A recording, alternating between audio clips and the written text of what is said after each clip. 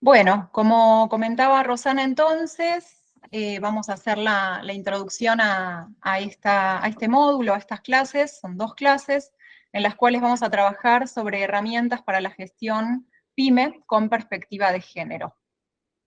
Y los ejes que vamos a abordar entonces en este sentido tienen que ver primero con comprender, poner en común, compartir a qué nos referimos con enfoque de género, buscar también cuál es el marco normativo internacional, global, nacional, y luego de cada una de las jurisdicciones podremos ir indagando también que sustentan la necesidad de trabajar en este sentido y con este enfoque.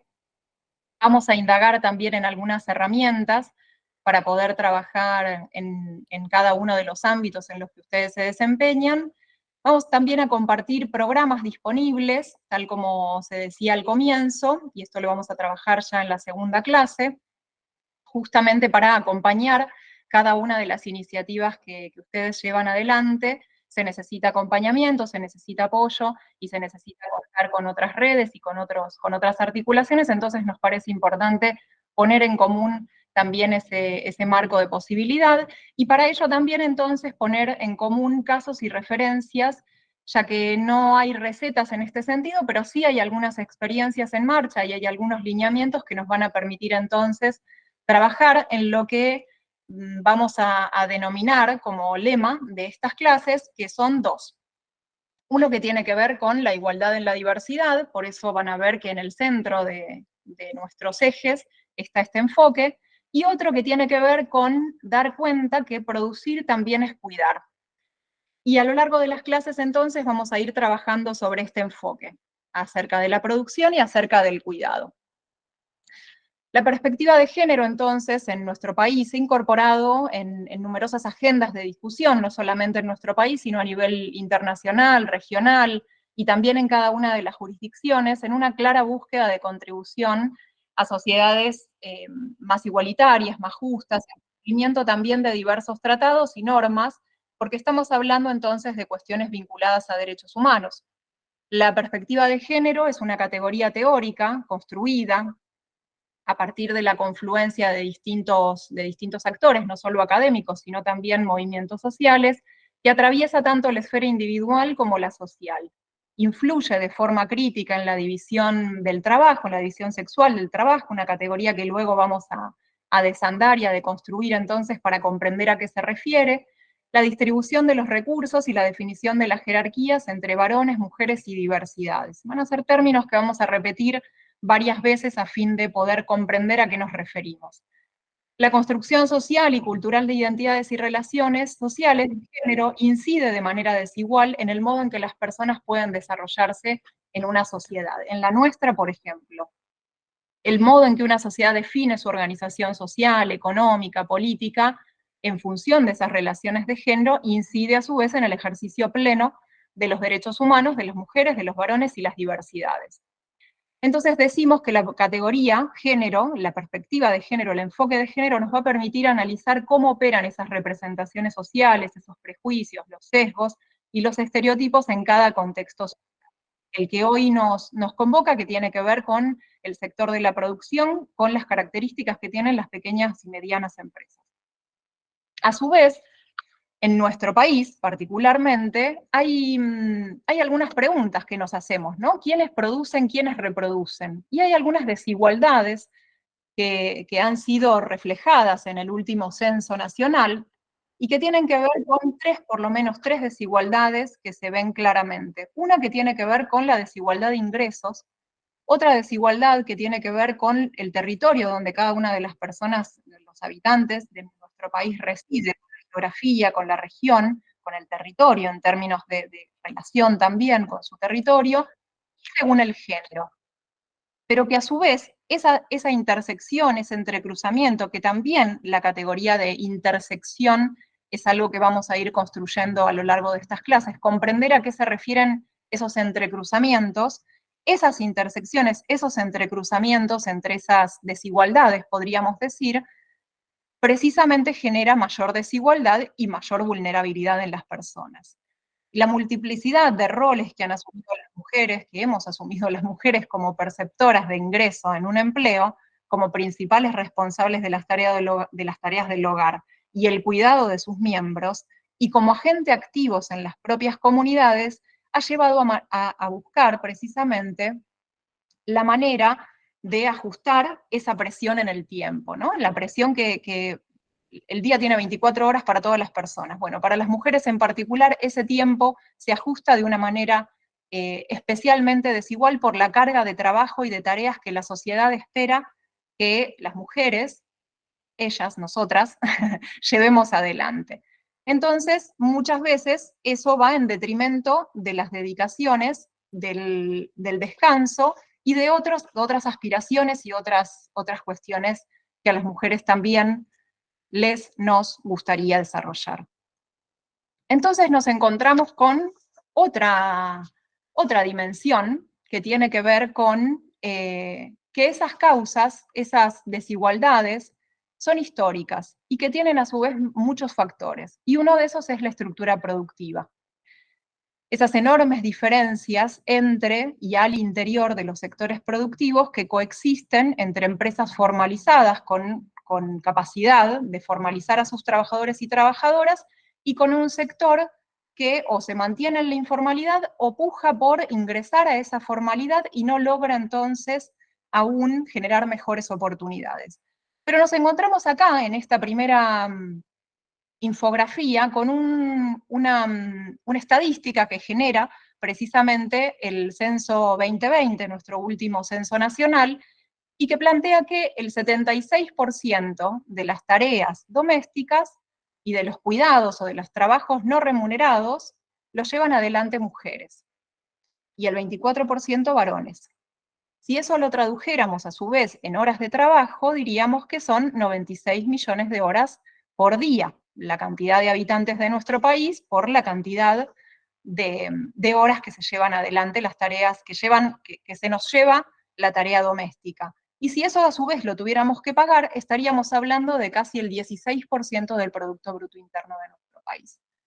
Como claramente esas tareas de cuidado no remuneradas no son, valga la redundancia, no son remuneradas, entonces es un gasto que ni el Estado ni los privados tienen, pero que si las tuviera que pagar, o luego vamos a analizar entonces, cuando las mujeres salen al mercado de trabajo formal en el ámbito de lo público, entendiendo el mundo el sector público, ¿no? Y el sector privado, pero a su vez el ámbito de lo público es ese ámbito en el que las mujeres también participan de trabajos, de estudios o de otras funciones vinculadas a la vida social, y el ámbito de lo privado le vamos a llamar al hogar.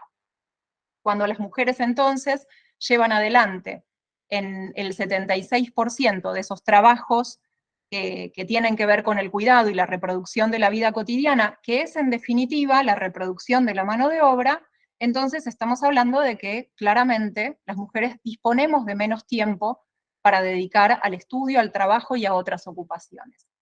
Eso, que hasta hace no mucho era invisibilizado, ese trabajo en el hogar, ese trabajo doméstico, que como veíamos se distribuye a su vez de manera desigual entre varones y mujeres, con una carga importante en las mujeres, tiene precisamente una matriz vinculada a la desigualdad por cuestiones de género.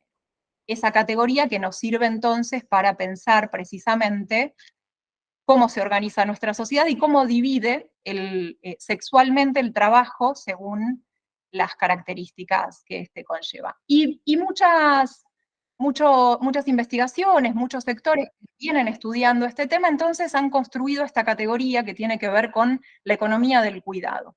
Y es un concepto que se refiere a un espacio de bienes y servicios, actividades, relaciones, valores relativos a las necesidades más básicas y relevantes de una sociedad para la existencia precisamente y para la reproducción de las personas. Asociar el término cuidado al concepto de economía implica concentrarse a su vez en aquellos aspectos de este espacio que generan o contribuyen a generar valor económico. Insisto con esto, lo que se reproduce en definitiva en el ámbito de los hogares es la mano de obra que luego ingresa al mercado de trabajo. Esa reproducción la llevan adelante las mujeres de manera gratuita. Lo que particularmente interesa a la economía del cuidado es la relación que existe entre la manera en que las sociedades organizan el cuidado de sus miembros y el funcionamiento del sistema económico.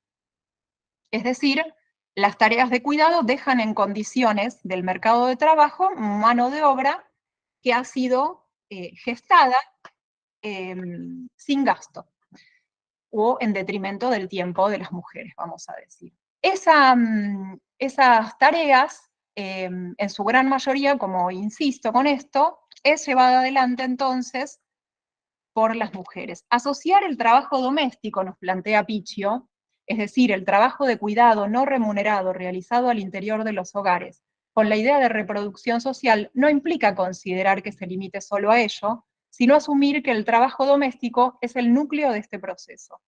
El trabajo de cuidado, en definitiva, presenta múltiples dimensiones.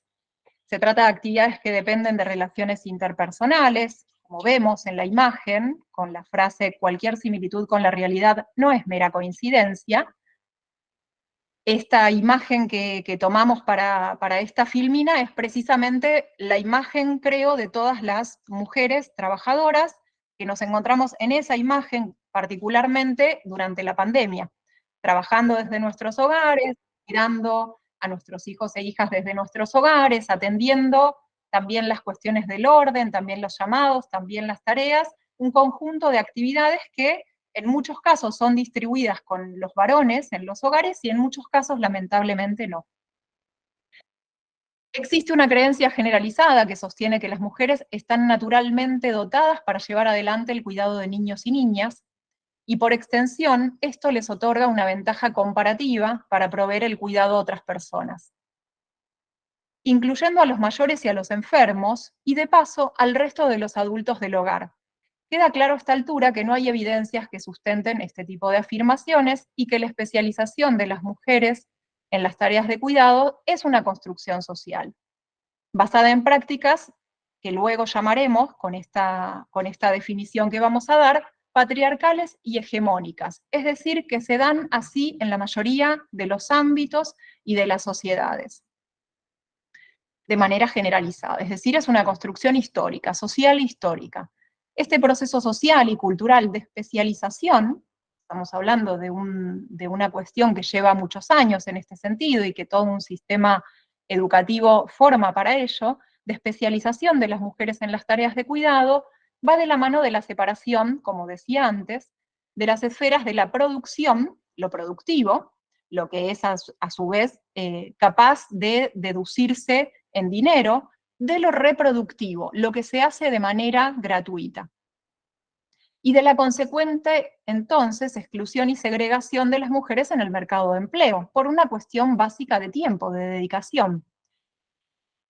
Esta idea que estas autoras nos interesa mencionar se refieren entonces al término de domesticidad.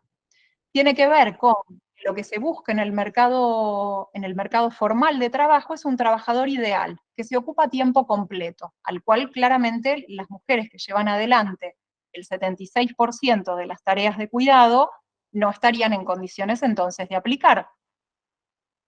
Pero que a su vez también este trabajador ideal puede llevar adelante horas extras y que destina poco tiempo físico al mantenimiento del hogar y cuidado de personas dependientes, porque claramente otros lo hacen por él.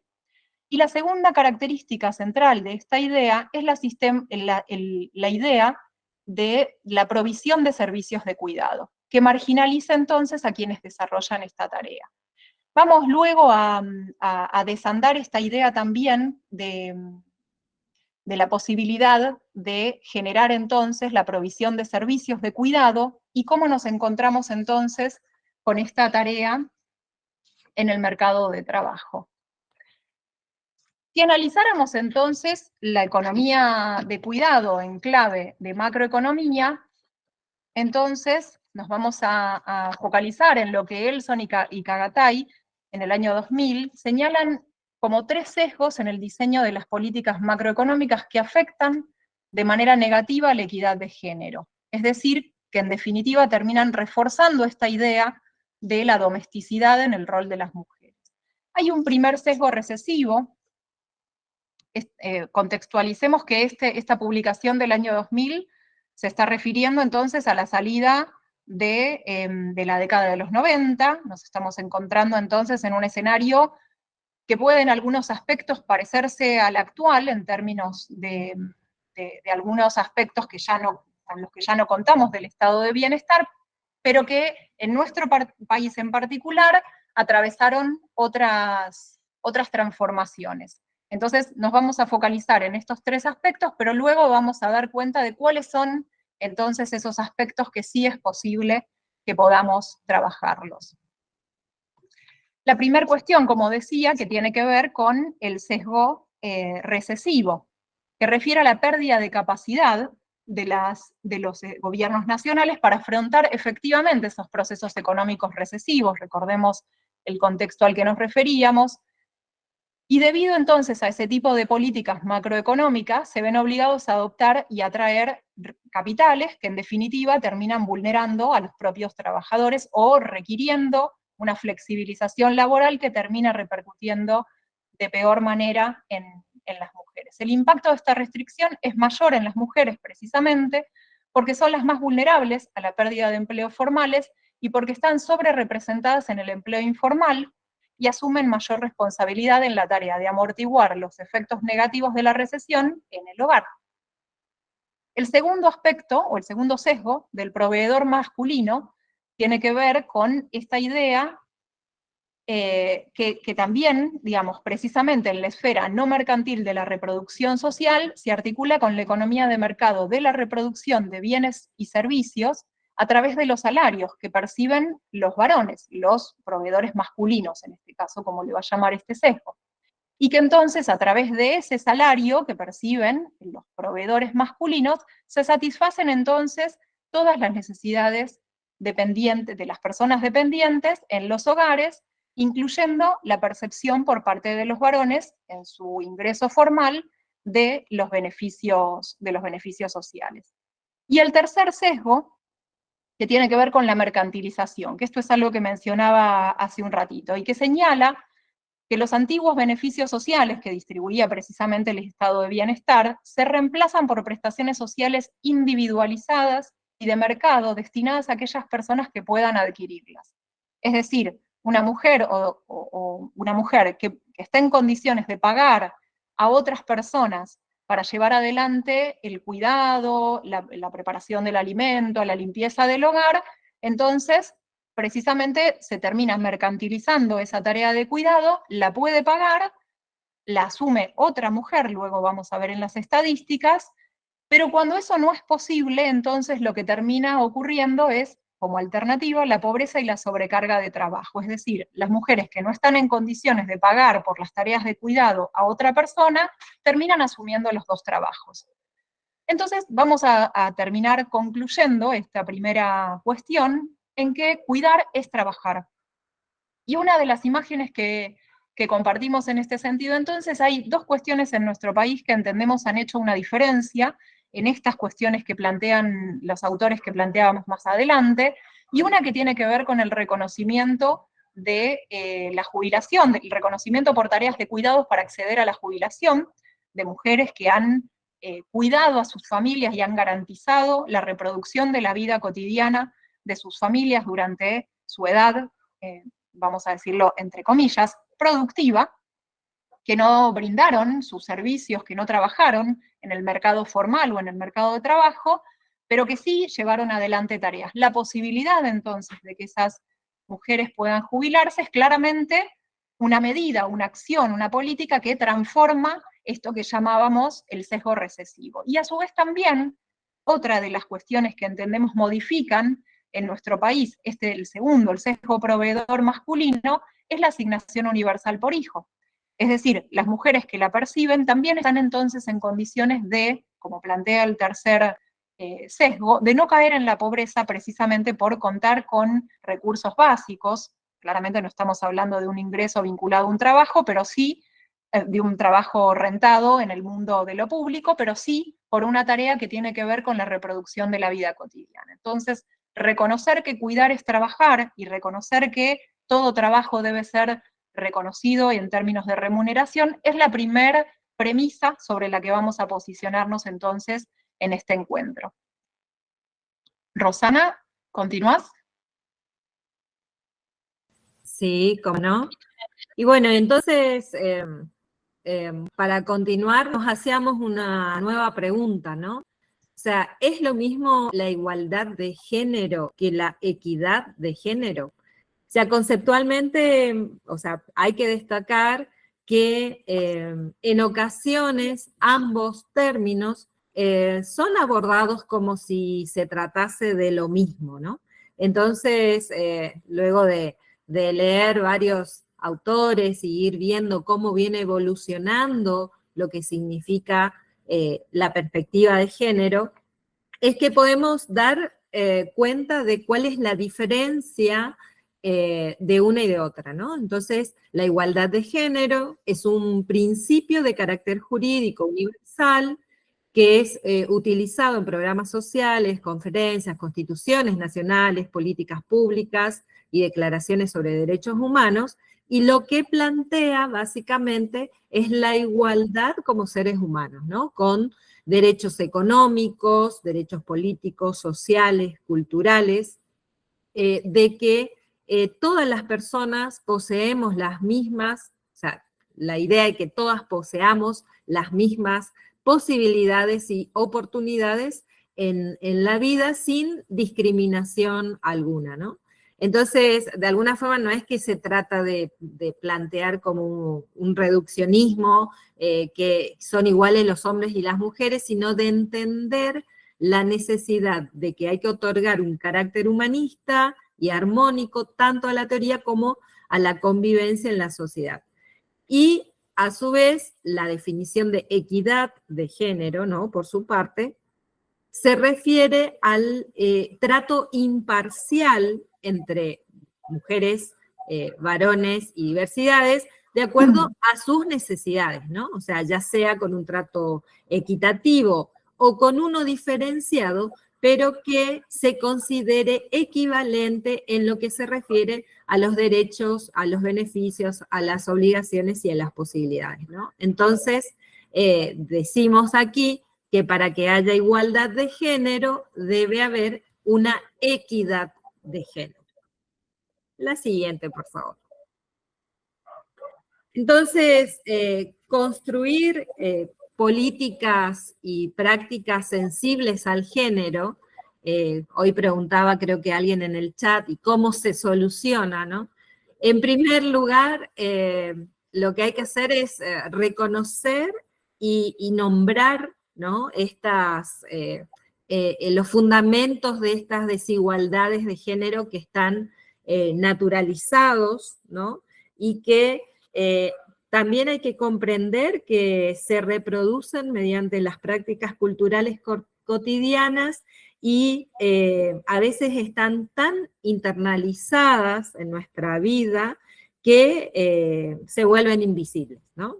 Entonces existen a través de, o sea, pensando en una nueva pregunta, resulta que existen factores que obstaculizan ese logro de la igualdad entre géneros en nuestra sociedad y en el ámbito de la producción nosotros podemos pensar que estos factores, ¿sí?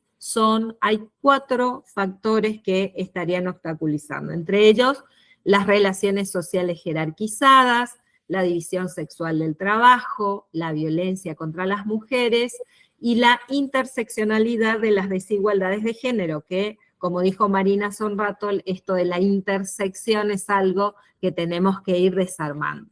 Entonces, para pensar en a qué se refiere con las relaciones sociales jerarquizadas, y es que existe una validación que está internalizada de un estereotipo de masculinidad que facilita, ¿no?, a un modelo de varón ciertos privilegios que son visibles en términos de posibilidades de acceso, de disfrute, de control de recursos, que pueden ser materiales o simbólicos, y que a la vez desvaloriza o discrimina o incluso excluye a otras identidades de tales posibilidades o ese acceso en condiciones de igualdad, ¿no? Entonces, por un lado, aceptar, ¿no?, esta supremacía que suele darse implica un posicionamiento acrítico, ¿no?, los efectos de la asimetría, que tiene que ver con efectos concretos en las trayectorias de vida de mujeres e identidades diversas, ¿no? El segundo punto que habíamos marcado ahí, división sexual del trabajo, ¿no?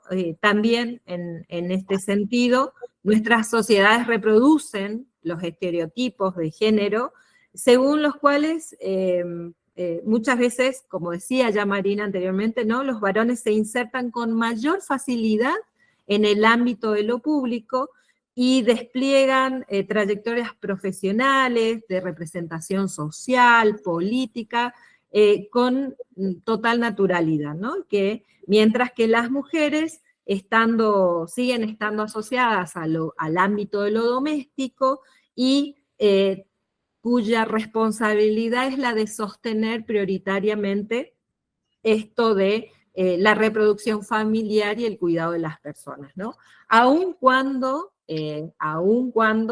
las realicen actividades fuera del hogar, ¿cierto? Que acceden predominantemente a espacios que son de formación y trabajo asociados a estos estereotipos. Un tercer punto, un tercer factor que obstaculiza este logro de igualdad es la violencia, ¿no?, contra las mujeres en distintos tipos y modalidades, y que muchas veces es tolerada y reproducida en las propias instituciones estatales y privadas, limitando el derecho a una vida en condiciones de igualdad, ¿no? Las diferentes manifestaciones de violencia por razones de género afectan el crecimiento personal, tanto personal como de la propia comunidad, ¿no? Y sus manifestaciones más extremas justamente tienen como consecuencia daños irreparables, hoy conocidos como femicidios y crímenes de odio, ¿no?, por razones de género. El último factor que hemos marcado ahí es la interseccionalidad de las desigualdades de género, y este factor lo que hace es aumentar la vulnerabilidad de las personas afectadas y justamente disminuye esa posibilidad de desarrollo personal y social, ¿no? ¿A qué llamamos interseccionalidad? Tiene que ver a este reconocimiento de la superposición de identidades de las personas que se ven atravesadas por las desigualdades, que además del género, otras identidades como, por ejemplo, el origen étnico, la clase social, la orientación sexual, las funcionalidades físicas y otros atributos que visibiliza, ¿no?, diferentes tipos de desventajas que ocurren al combinar estas identidades, ¿no? Y el impacto sobre la oportunidad y el ejercicio de los derechos.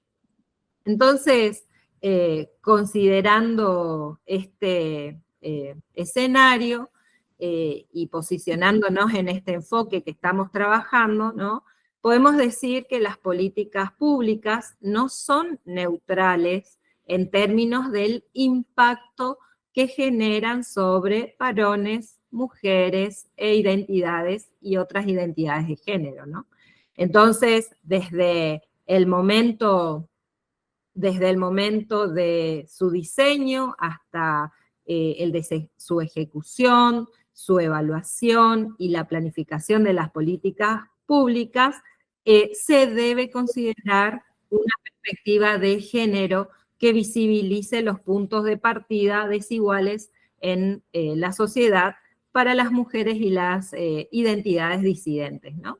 Ya que no hacerlo lo que hace es justamente reproducir las barreras de acceso a los derechos y constituye, como dijimos, un obstáculo del logro de crecimiento económico y social con equidad, ¿no? Entonces, comprender el impacto de género y ese contexto requiere justamente asumir una revisión de las prácticas en el plano organizacional y poner en tensión justamente esa aparente neutralidad, ¿no?, en la gestión de las políticas de desarrollo productivo, ¿no?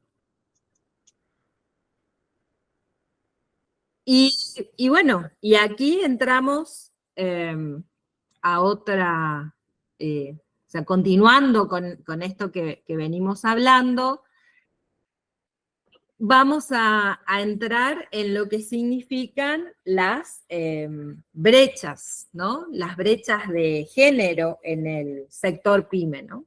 Y entonces ahí tenemos como una pregunta, ¿no?, para contestarnos, que es justamente qué es, o sea, qué entendemos por brecha de género, ¿no?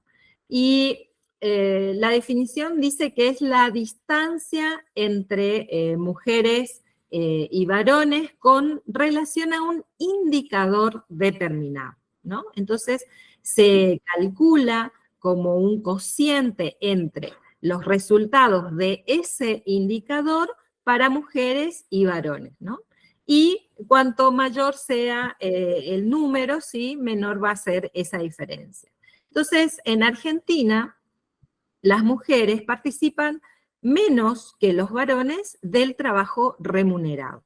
Entonces, este indicador, que se denomina tasa de actividad, o sea, las personas que tienen trabajo o que si no lo tienen, lo buscan, es cercana al 70% para el caso de varones, mientras que para las mujeres es del 48.4%.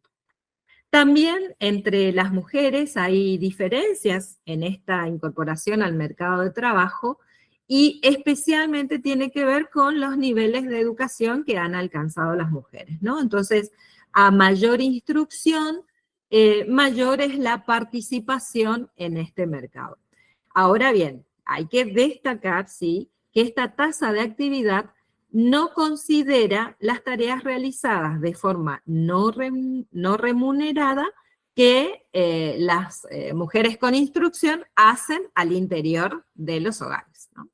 Entonces, la participación en el mercado laboral favorece, de hecho, la autonomía económica de las mujeres y mejora su posibilidad de generar un ingreso, ¿no?, de tener una protección social, de ser parte de redes de sociabilización y reconocimiento social en relación a las actividades que ellas realizan. Pero, sin embargo, esta participación se da en condiciones de desventaja, ¿no? En comparación a los pares varones, las mujeres presentan mayores niveles de desocupación e incluso de subocupación, ¿no? Y se encuentran concentradas en ciertas ramas de actividad, que eso lo vamos a ver un poquito más adelante, y que se denomina segregación horizontal. Y acceden en menor medida a los puestos altos en las estructuras jerárquicas, que eso es lo que vamos a llamar la segregación vertical, ¿no? Entonces, estas diferencias se expresan en lo que son las brechas de ingreso, ¿no? Y ahí les presentamos un cuadro, un gráfico, ¿sí?, donde pueden ver la diferencia, en la anterior todavía, la diferencia entre tasa de actividad y tasa de empleo respecto a cuánto es la brecha de género, ¿no? Entonces, tenemos la tasa de actividad, cuya brecha es de 0,70, y en la tasa de empleo es de 0,69, ¿no? Entonces, ¿qué quiere decir? Que del 70% de varones que están dentro, o sea, que que tienen trabajo o que si no lo tienen, lo buscan, solo un 49% de mujeres está en esa misma situación, ¿no? Ahora sí, la siguiente, Marita. Y como decíamos recién, bueno, un poquito, indagar un poquito más sobre esto de la segregación, que dijimos que hay una segregación vertical y una horizontal, y la vertical, que también es denominada comúnmente como techos de cristal, sirven para describir ese fenómeno que nos muestra la escasa participación de las mujeres en los cargos jerárquicos, sea en empresas o en ámbitos de la administración pública, y que hay que destacar que hay varios indicadores, ¿no?, que demuestran esta segregación y que no necesariamente está fundamentada en las capacidades que tienen las mujeres, ni en su formación o nivel de estudio alcanzado, ¿no? Entonces, por eso es que hablamos de discriminación por motivos de género, ¿no? En el gráfico en el primer gráfico ahí abajo, a la izquierda, podemos ver que es el porcentaje de la población de 14 años o más ocupada en puestos de dirección y jefatura por sexo, ¿no? Tiene un micrófono abierto, me parece. Entonces, pueden ver que en porcentaje, ¿sí? De cada 8 varones, 4,7 es el porcentaje de mujeres que está en algún nivel jerárquico, ¿no? En la otra gráfica, la que está a la derecha, allí lo que podemos ver es cómo se da esta brecha, ¿sí?, esta segregación vertical en medida en valores monetarios respecto a digamos, a cómo es o sea, por sexo y por calificación de la ocupación principal, ¿sí? Entonces ahí podemos ver que los profesionales, técnicos, el nivel operativo y los no calificados, y que entre las personas ocupadas en puestos profesionales, por cada 100 pesos que gana en promedio un varón, una mujer gana 80, ¿sí?, que serían las primeras dos columnas. Y entre las personas ocupadas en puestos operativos, por cada 100 pesos que gana en promedio un varón, una mujer gana 75. La siguiente, por favor. Así como vimos la segregación vertical, aquí tenemos lo que es la segregación horizontal, ¿sí? Antes le llamábamos techo de cristal, bueno, aquí tenemos las paredes de cristal, ¿no? Y que lo que dice es, bueno, que existen actividades económicas donde hay una elevada presencia femenina, ¿no? Y esto es básicamente debido a que estas tareas en estos sectores están asociadas justamente a estereotipos femeninos como la educación, la salud, ¿sí?, y el caso por excelencia, que es el trabajo doméstico en casas particulares, ¿no? Fíjense que tenemos ahí en valores de porcentaje, en salud y educación, en la rama de actividad salud y educación, tenemos un 23,7% de mujeres que participan aquí y un 6,6% de varones. Si bien el comercio, hotelería y restaurante también son sectores que están feminizados, están asociados a bajos salarios, ¿sí? Pero fíjense que aquí, tanto para mujeres y varones, estamos ahí en un porcentaje muy parecido, ¿no?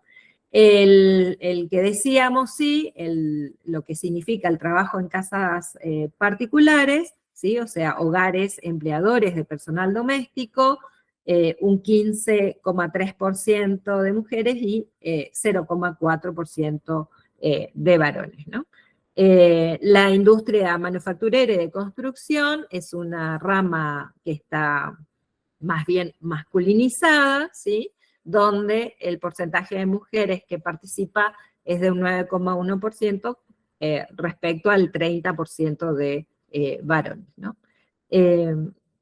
Bien, y por ahí poníamos algunas pequeñas imágenes, ¿no? De cuando uno lee algún periódico, un diario, respecto al pedido, ¿no? De cómo se hacen los pedidos para buscar algún tipo de personal, ¿no? Y que, bueno, muchas veces justamente están asociados, ¿no? A lo femenino o a lo masculino respecto de quién está buscando, ¿no? Si bien existen también anuncios, se busca operador u operadora, ¿sí? La mayoría de lo que uno encuentra todavía está como muy asociado en general a lo masculino.